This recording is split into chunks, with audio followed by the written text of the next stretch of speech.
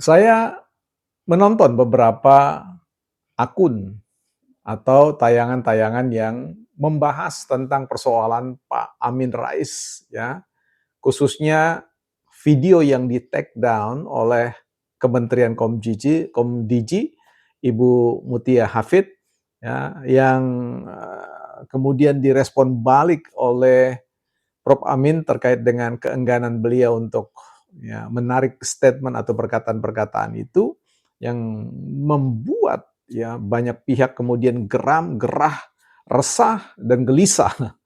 Dan statement beliau jelas sekali bahwa tidak akan menarik pernyataan itu karena dianggap ya eh, memasung ya dalam bahasa saya secara pribadi ya membatasi apa yang disebut dengan ruang demokrasi ya untuk menyampaikan kebebasan berpendapat. Nah, tapi yang menarik bagi saya adalah siapa ya menteri yang disebut sebagai orang yang berkeluh kesah yang disampaikan oleh Prof. Amin ya, yang mengadu-mengadu.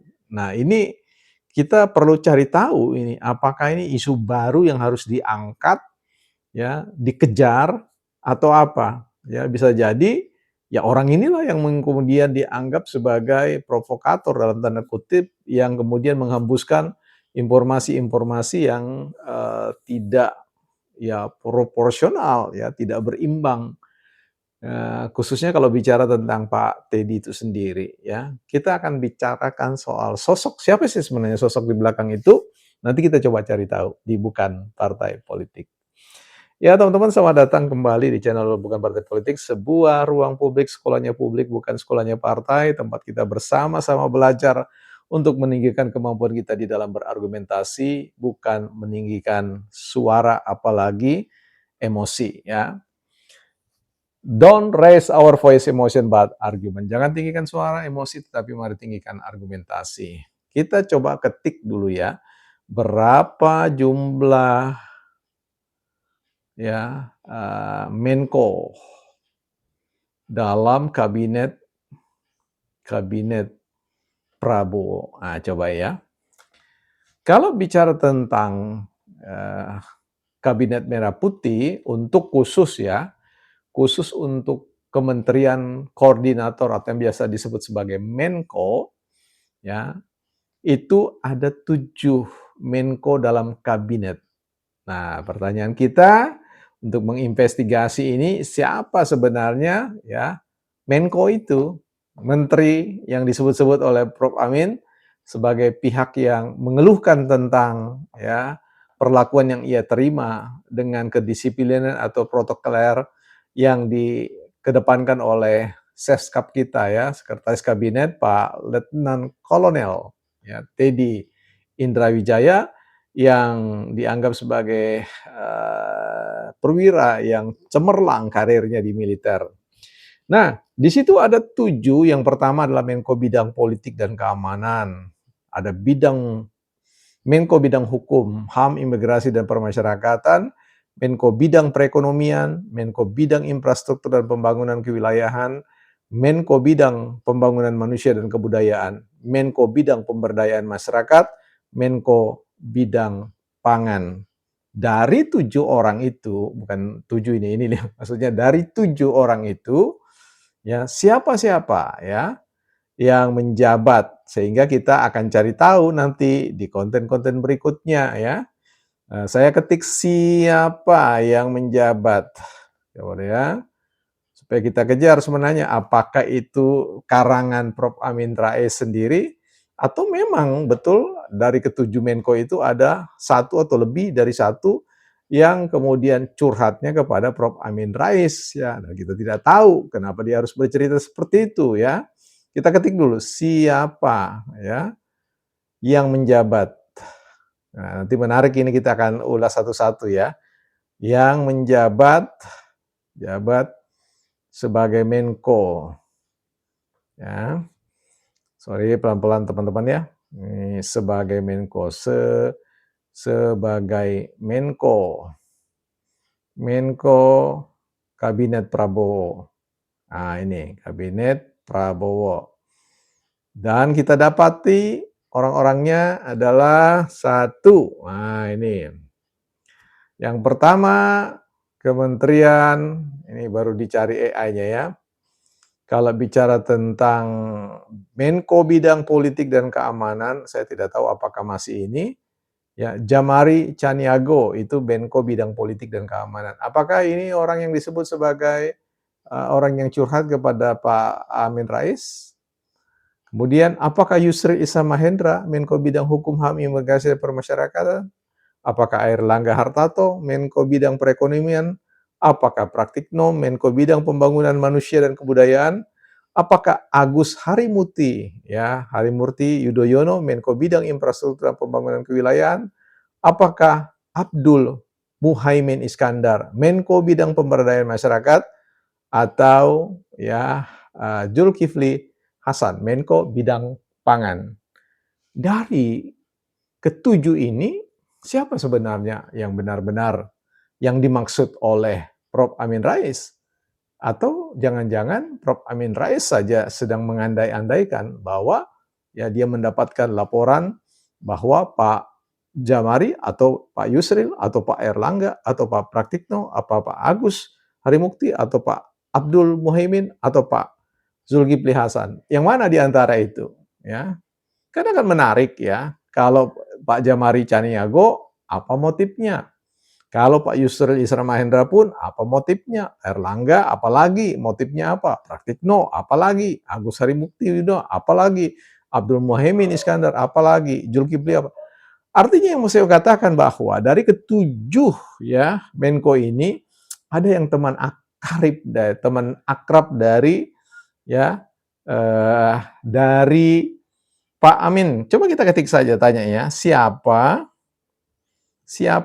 teman dekat Profesor Amin, Profesor Amin, Amin Rais dari ketujuh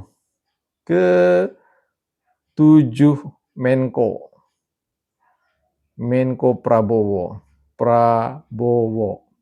Nah, ini menarik ya.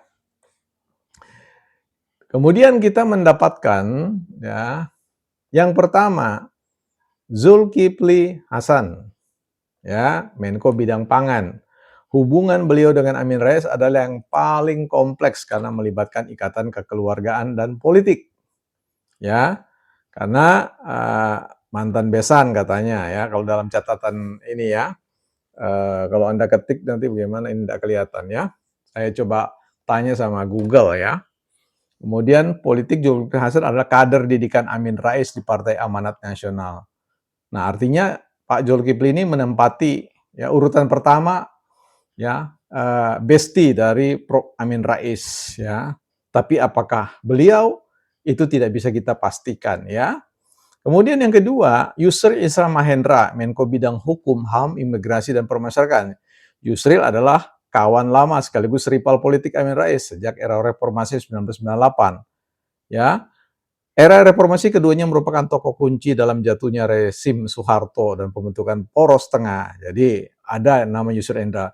Dinamika hubungan, meski sering bekerja sama dalam isu konstitusi dan keumatan, Yusril juga kerap mengkritik manuver politik Amin Rais. Ini pun tidak bisa kita pastikan bahwa beliaulah yang dimaksud dengan Menko yang curhat. Kemudian kita bicara tentang Abdul, di posisi ketiga Abdul Muhaimin Iskandar, Menko Bidang Pemberdayaan Masyarakat. Caimin dan Amin Rais memiliki kedekatan historis sebagai sesama tokoh gerakan mahasiswa dan pimpinan partai berbasis masa Islam.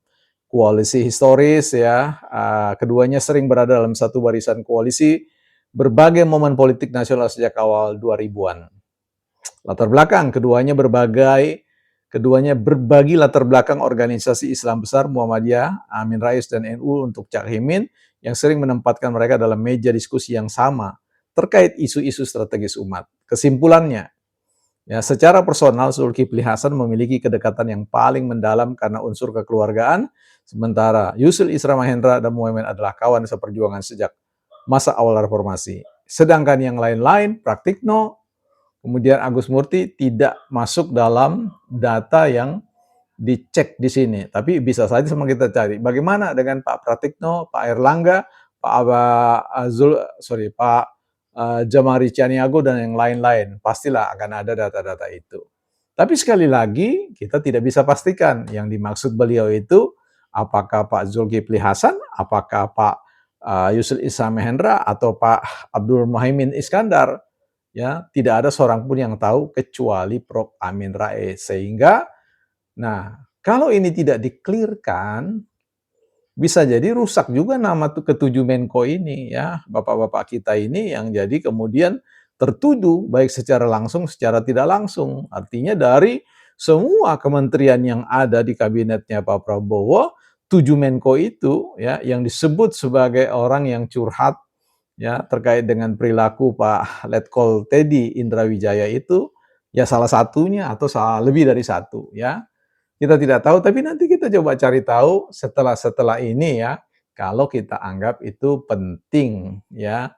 Karena jangan sampai kemudian Prof. Amin Rais juga menyampaikan itu bukan berbasis pada ya kejadian yang sebenarnya. Nah, kalau kejadian yang sebenarnya bagaimana? Ya itu yang menarik. Kepada siapa? Nah, terlepas dari itu semua, terus kita melihat begini bahwa pastilah ya Prof. Pastilah Pak Teddy Indrawijaya, Letkol Teddy itu sebagai Seskap itu mendapatkan ya katakanlah semacam arahan-arahan strategis. Siapa-siapa yang mau ditemui ya si A, si B mau bertemu dilaporkan dan kemudian Pak Prabowo mengatakan si A, si B tidak usah, si C saja. Ya itu kan hak prerogatifnya presiden. Kapan saja dia mau panggil menterinya, kapan dia tidak mau ditemui menterinya, itu juga adalah bagian dari semua kalkulasi-kalkulasi politik secara personal dan secara by position sebagai Presiden Republik Indonesia. Jadi ini menarik ya untuk mencari tahu siapa sebenarnya sampai ya Prof. Amin menyampaikan sendiri siapa orangnya, maka kita tidak boleh untuk mengatakan si A, si B, si C, si D ya, bahwa kalau kita ingin sedikit meramal-ramal siapa dari konteks keterdekatan kan sah-sah saja ya. Yang jelas kita tidak menuduh ya. Saya kira itu catatan kita. Kalau teman-teman tertarik untuk mengulas itu silakan ya. Siapa sebenarnya Menko yang dimaksud? Bukan partai politik.